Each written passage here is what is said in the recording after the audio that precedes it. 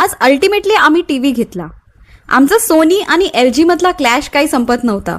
So we went for option 3, that's Lumio TV. New brand आहे, आत्ताच launch झालेला होता.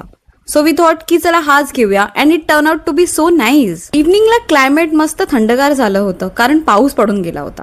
सो कॉफी एन्जॉय करत असताना तेवढ्यातच माझं एक पार्सल रिसीव्ह झालं. आज मी फ्लिपकार्टवरून एक बेडशीट ऑर्डर केली होती.